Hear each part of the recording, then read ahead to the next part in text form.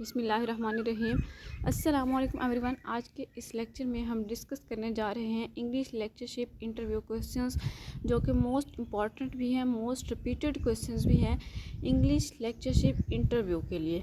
तो आज से हम जो है अपना इंटरव्यू की प्रिपरेशन का जो है स्टार्ट कर रहे हैं। तो इंशाल्लाह 400 क्वेश्चंस हैं, ये सारे हम कंप्लीट करेंगे वन बाय वन। ओके, तो आप में से जो लोग चैनल पर न्यू हैं, जिन्होंने अभी तक इस चैनल को सब्सक्राइब नहीं किया, काइंडली चैनल को सब्सक्राइब करें। वीडियो अच्छी लगे तो लाइक कीजिएगा और सबसे शेयर कीजिएगा। और जो लोग पीपीएससी की लेक्चरशिप रिटन टेस्ट की प्रिपरेशन कर रहे हैं, उनके लिए भी मेरे चैनल पर पीपीएससी और एफपीएससी दोनों की लेक्चरशिप की जो प्लेलिस्ट हैं वो कंप्लीट रेडी हैं, वो बनी हुई है, आप वहाँ से देख सकते हैं। सो फर्स्ट वन इज़, यहाँ पे फर्स्ट 25 जो है वो एक्चुअली वो नोट्स बने हुए हैं, सेपरेट फाइल है, वो एक और वीडियो बनाऊँगी। 26 से हम स्टार्ट करने वाले हैं। So first one is, who is the governor general of state bank of Pakistan. General knowledge से ये क्वेश्चन है। बेसिकली जो अब करंट गवर्नर है स्टेट बैंक ऑफ पाकिस्तान का, दैट इज़ जमील अहमद, जिन्होंने 26 अगस्त 2022 में ऑफिस का चार्ज लिया। और बिलो जो है हमारे पास कुछ ऐसे गवर्नर्स की लिस्ट भी मौजूद है स्टेट बैंक ऑफ पाकिस्तान की। तारिक बाजवा जो थे वो जुलाई 2017 से प्रेजेंट अब तक, यानी कि 2022 तक रहे। 26 अगस्त 2022 से अब करंट जो है जमील अहमद हैं।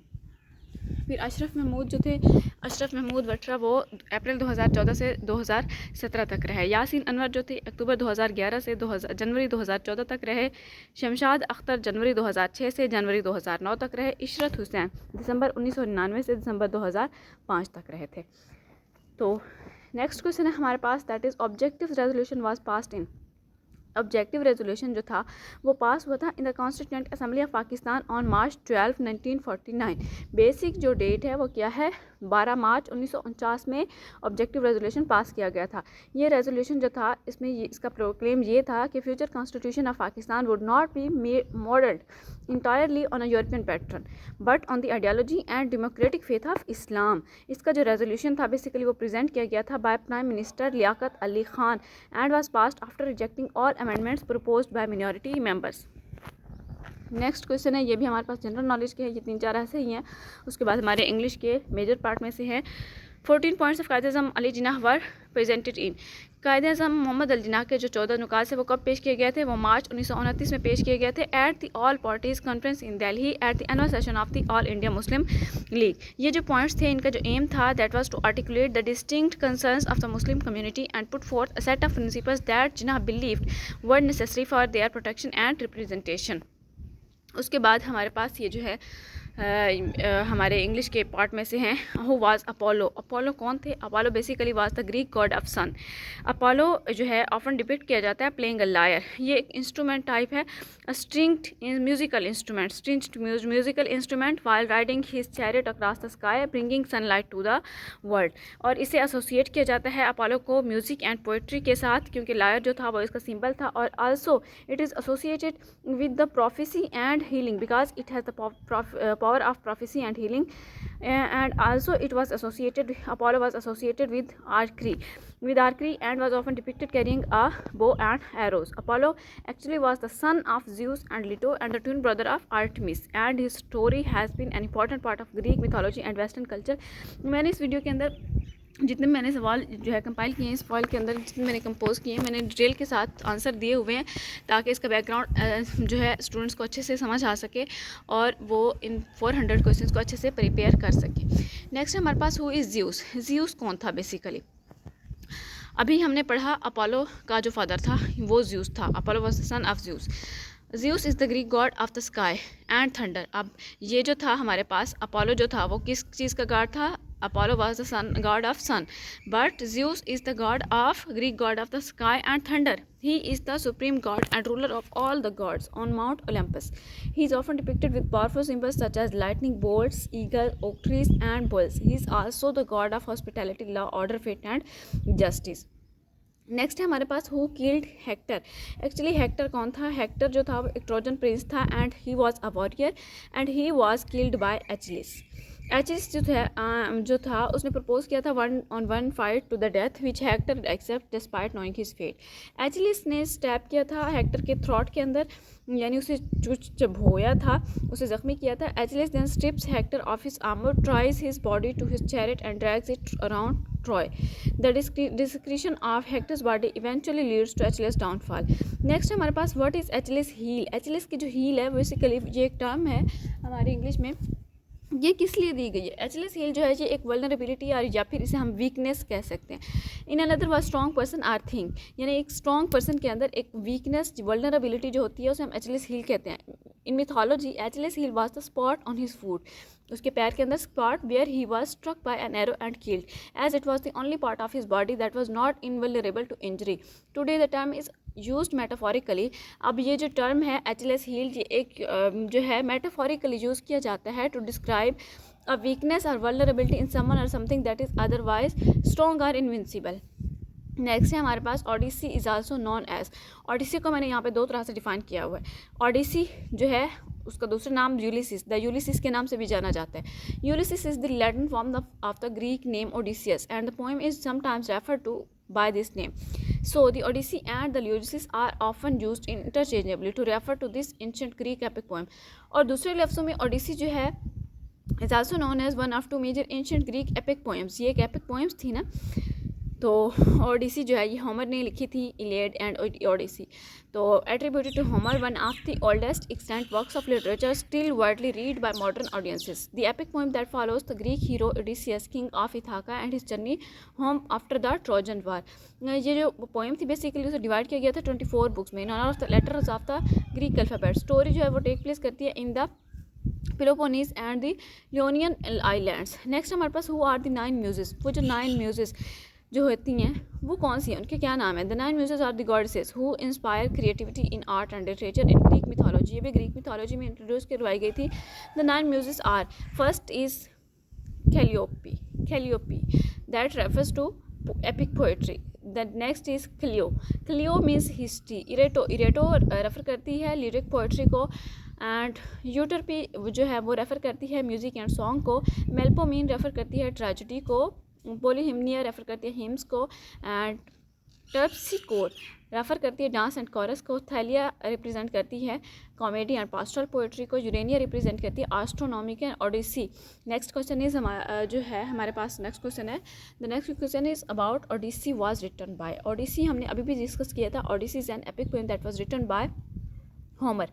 Although these two great epic poems of ancient Greek and classical antiquity have always been attributed to Homer, little is known of him beyond the fact that he was the name attached in antiquity by the Greeks themselves to the poems। Odyssey जो है ये one of the 2 major ancient Greek epic poems में से है जो कि attribute की जाती है होमर को।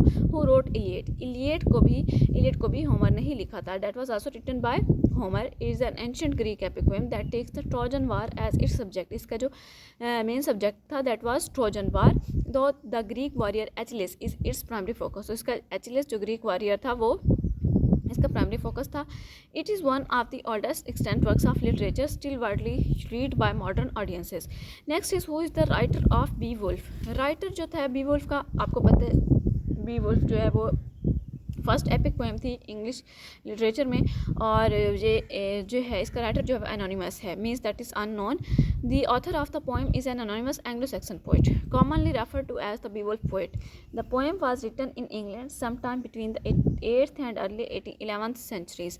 While the original manuscript did not have a title, it has become known by the name of the story's protagonist।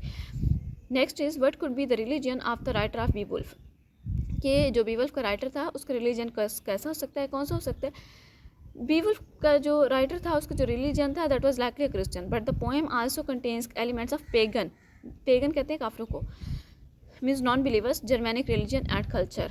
The title, next question is question number 39 is the title pride and prejudice is used for. Basically the title pride and prejudice जो है वो एक novel है, pride and prejudice, that was written by Jane Austen. That is a romantic novel that was published in 1813।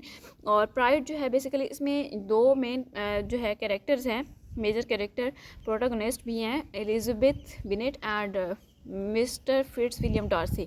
तो mister Fitzwilliam Darcy जो है वो main जो कैरेक्टर हैं वो रिप्रेजेंट करते हैं प्राइड को, और जो एलिजाबेथ हैं उसकी वजह से उसके अंदर प्रेजुडिस डेवलप हो जाता है जो मेन कैरेक्टर है। तो बेसिकली इन दो कैरेक्टर्स की बेस पे इसका नाम रखा गया। But it's a classic of English literature written with incisive wit and superb character delineation, a novel that centres on the burgeoning relationship between Elizabeth Bennet, the daughter of a country gentleman, and Fitzwilliam Darcy, a rich aristocratic landowner. Okay, the next one question is question number 40. Is GTM a successful method in present age? के GTM grammar translation method जो है क्या आज भी successful method है या नहीं? No, GTM is not a successful method in the present age because it has been largely replaced by more communicative and student-centered approaches that prioritize speaking, listening, and authentic language use. Next is what is heuristic method? Heuristic method basically जो है that is also a problem solving approach that involves using mental shortcuts, जिसमें हम mental shortcuts को involve करती हैं rules of thumb and experience based techniques to find solutions. It is a flexible and creative way of thinking that helps individuals discover new solutions and learn from their experiences. Question number 42 is how can we start teaching tenses? हम teaching tenses जो है किस तरह से start कर सकते हैं? Definitely we can start teaching tenses by introducing present tense with everyday actions. हम डेली रूटीन वाले जो है सबसे पहले वही वाले हम प्रेजेंट टेंस को ही इंट्रोड्यूस करवाते हैं। हमने देखा है कि आज तक हम जहाँ से भी पढ़े हमारे जो टीचर्स थे हमें जब भी टेंस स्टार्ट करवाए जाते थे कहाँ से स्टार्ट करवाते? प्रेजेंट टेंस से, because that is a current situation.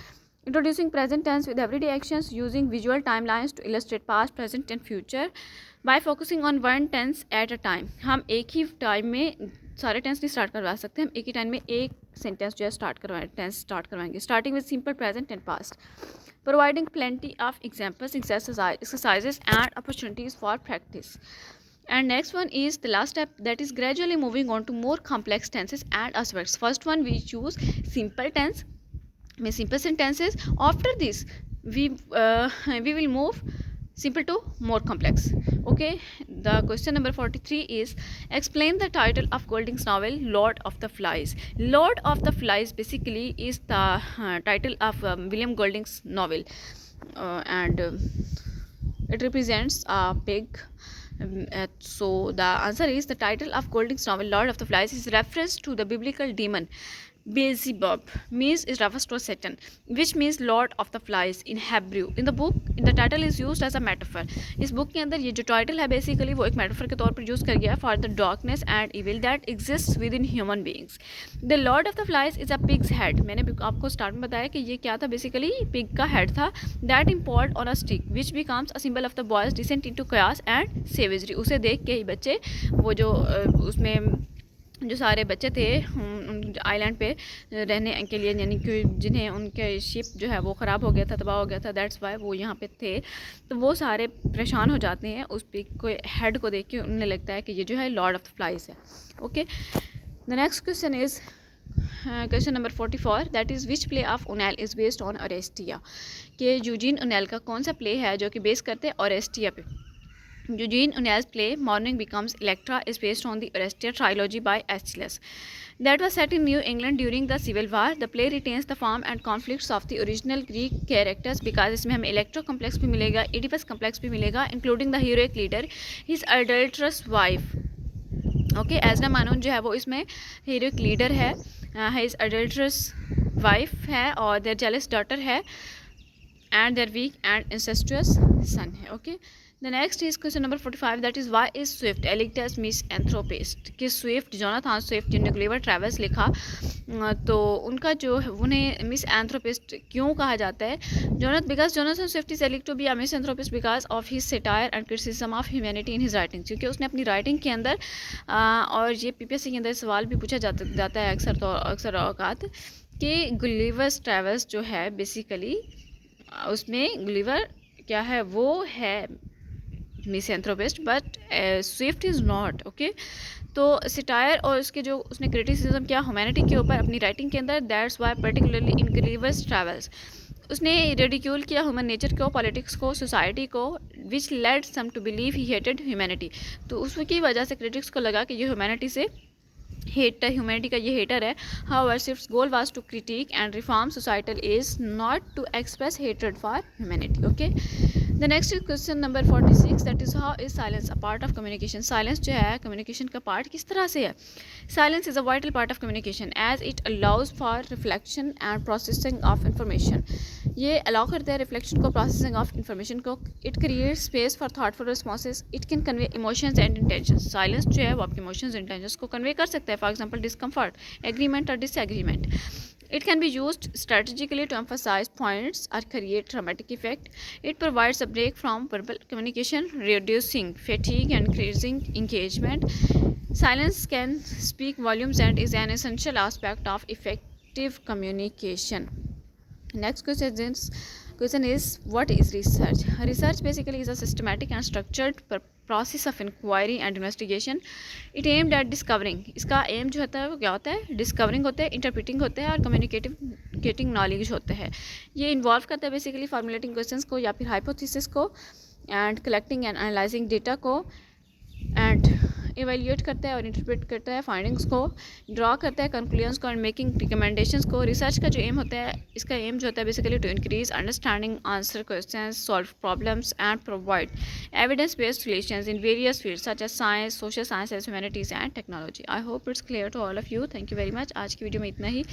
Kindly channel को सब्सक्राइब कीजिएगा, वीडियो अच्छी लगे तो लाइक कीजिएगा और शेयर कीजिएगा। सबसे अल्लाह हाफिज़।